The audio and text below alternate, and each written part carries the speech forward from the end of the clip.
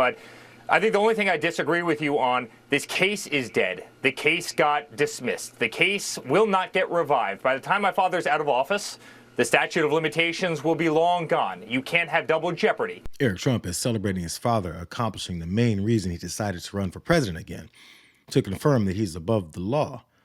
The discussion happened on Laura Ingram's show, where she no longer feels the burden of hiding her blatant racism towards black women. So history is going to remember Jack Smith and Alvin Bragg, Fani Willis, and the judges who let these cases get as far as they did as modern-day Keystone cops who chased Trump around. In the angle, we accidentally showed a graphic that had a photo of another vicious anti-Trump figure, Letitia James, when we were talking about Fani Willis. So that was our mistake. But they both hate Trump. You know, it's weird how winning an election doesn't quell the intense hatred these folks have for black women, especially doing their job of holding lawbreakers to account. But it's nothing new or surprising. But anyway, back to the celebration of this criminality. We've got some breaking news out of D.C. David Spunt reporting right now. Special counsel Jack Smith is seeking to dismiss the Trump election interference case in Washington, D.C. We should note that this was expected. We've been reporting for a few weeks now that this would happen since the DOJ cannot prosecute a sitting president. Today, this news brings us one step closer to this case formally being dropped. After almost 2 years of this Jack Smith saga, things seem to be ending for him. We just need the judge to sign off on it. After thousands of pages and hundreds of hours of interviews, it comes down to just 6 pages. Jack Smith, the special counsel, asking Judge Tanya Chutkan to dismiss this superseding indictment. This is the election interference case in Washington, D.C., where Donald Trump was charged with trying to overturn the results of the 2020 presidential election. Ultimately, Smith says that DOJ does not prosecute sitting presidents. This never went to trial. It was supposed to go to trial earlier this year. That never happened. So he's asking to dismiss this case. So as expected, Jack Smith dropped the case against Trump because of the Justice Department's policy of not prosecuting sitting presidents. And we'll have a sitting president that was given a pardon by voters. So all that's left to see is if he begins to respect our laws after escaping accountability, because it wasn't the only law he broke. Separately, we're waiting to see if and how he's asking to move forward in the documents case in Florida. Now, you may say that case was dismissed this summer, and that's true. It was dismissed this summer. However, Jack Smith, at the time, he didn't know Donald Trump was going to win, and he filed an appeal with the 11th Circuit Court of Appeals in Atlanta. We're told that he's also going to be filing something soon, winding down that case as well. President-elect Trump said that he would fire Jack Smith within, quote, 2 seconds of taking office.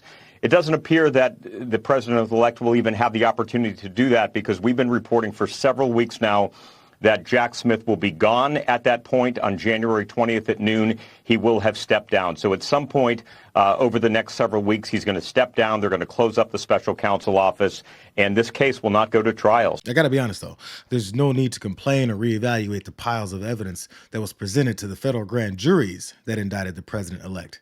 The American people were convinced that his promises of prosperity and retribution were more beneficial than law and order. It's always been very clear that the documents case, it's a hoax, is nothing but an election interference scam concocted by crooked Joe Biden and deranged Jack Smith and their hacks and thugs. It's totally illegal what they've done. And now deranged Jack has admitted in a filing in front of Judge Cannon, a highly respected judge, strong and smart, to what I've been saying happened since the illegal raid of my home, Mar-a-Lago in Palm Beach, Florida.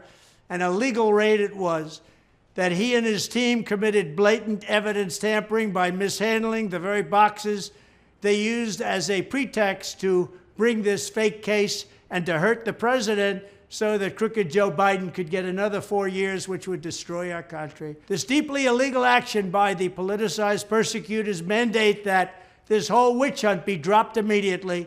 They are crooked, they are corrupt, they are bad people. And by the way, they let Biden out of his boxes examination, documents, whatever you want to call it. They let him out with no problem. He can go.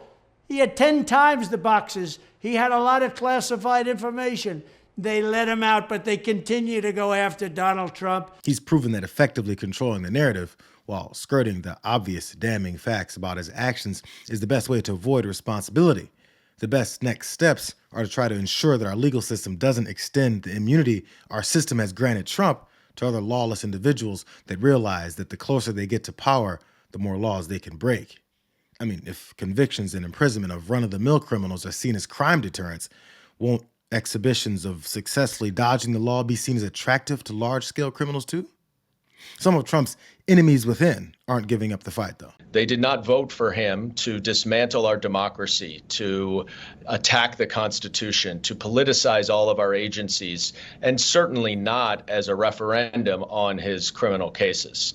Those cases should have been played out in a court of law, but I certainly don't think anything that came from the election was a reflection of support for Donald Trump getting rid of these cases, largely because the American people, as you and I as well, we don't know what the actual evidence is. Do you believe that that is appropriate? Again, now that he has won office, now that he is going to be in the White House again, the Supreme Court has obviously said that he has immunity for all official acts once he's in office.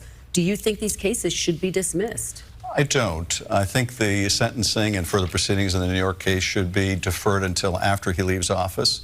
And likewise, I think further proceedings in the two federal cases should be deferred until he leaves office. But they should not be dismissed. A jury of Donald Trump's peers found him guilty. He's no less guilty because he won an election. There were two grand juries who found probable cause to believe Donald Trump committed federal crimes. Those cases shouldn't go away simply because he was elected. The presidency is not a get-out-of-jail-free card. I'm sorry, Senator Schiff. It actually is a get-out-of-jail-free card. Just as hard as it is for many Americans to acknowledge that our country was built on the sins and savagery of enslaving people, we still grapple with the fact that we live in a country that doesn't always pick winners based on accomplishments, but actually status, money, and power. And most of us don't want to admit it, simply because it means we'd have to do something about it. And those that do are threatened with punishment or are actually penalized in some fashion for actually trying to live up to the values and principles that we often brag about. So, like with everything else, let's see how this goes, and we'll see how satisfied we are with our choices. Just say this to Big Tish James, the New York Attorney General. I dare you to try to continue your lawfare against President Trump in his second term, because listen here, sweetheart, we're not messing around this time. And we will put your fat ass in prison for conspiracy against rights. And I promise you that. So think long and hard before you want to violate President Trump's constitutional rights or any other American's constitutional rights. It's not going to happen again. We've been warning people on the show, Mike. This isn't the same Trump administration. Stop messing around.